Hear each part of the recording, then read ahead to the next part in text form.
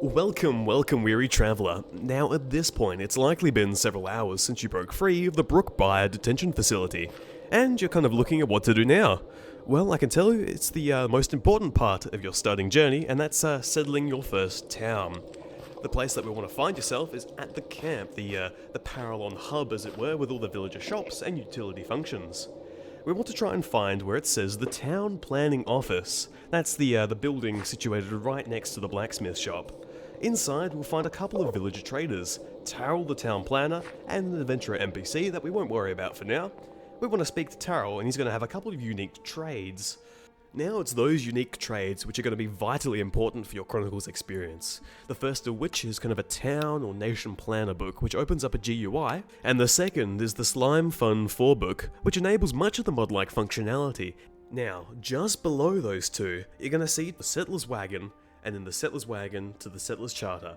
Now the Settler's Charter is the most important item in this trading menu, as that is the item that allows you, it's one-time use, to create your town.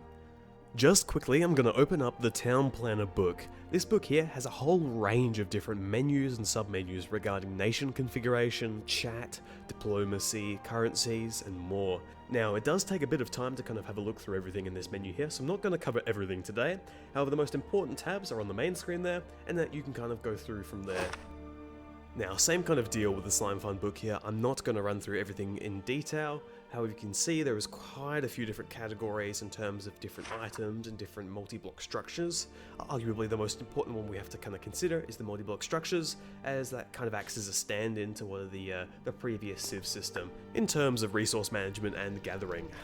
Just bear with me for a second there. I'll just put this gold back into the bundle that dropped out.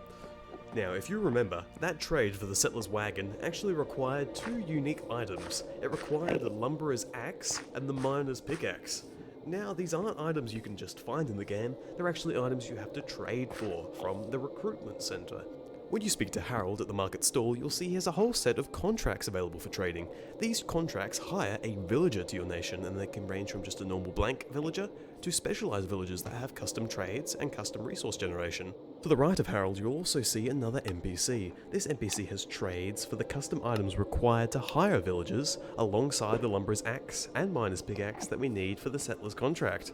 So we'll go ahead and grab both of those. Now, just bearing in mind, they do cost a little bit in terms of resources. So at this stage, you should have already been mining and should have already been chopping down a couple trees with a general kind of location in mind of where you would like to go. Once we've got all the resources in order there, we have the gold, we have the axe and the pickaxe, we can go ahead and trade for the Settler's Wagon.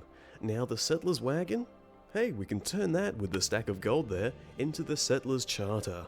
Now, the Settler's Charter is a very, very important item. It's an item that can only be used once per character, can only be used in the overworld, Parallon, and it cannot be used at spawn or within 500 blocks of another town.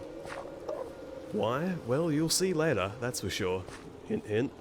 So at the moment, I'll just head up to the vast space, through the vast travel tower, and that's going to pretty much take me to somewhere where I can go and settle my little town. So just jump up the bubble elevator and you'll see the vast space portal. All you have to do is kind of walk straight into it. Now we're into vast space. That's the fast travel dimension of Chronicles. And you'll see you'll get a bit of speed boost. And I warn you, don't sprint as soon as you get out that portal, because you'll get flung out and travel thousands of blocks from where you were, likely in the middle of the ocean. You can follow the copper paths to the designated blocks. Yeah, slow back down. Okay. You can travel through the designated exit points to the different towers, and those towers can be seen on the map, and they generally point to the cardinality points, northeast, northwest, so on and so forth. So I think this place down here is nice and flat, so I'll go down there and settle my little wagon up. Alrighty. Well, nice weather for it. So there's only really one thing left to do, and that's to right click with this book here.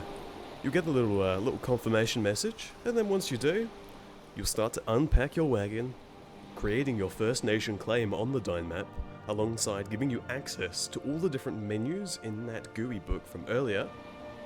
And then from here, it's just a matter of playing the game.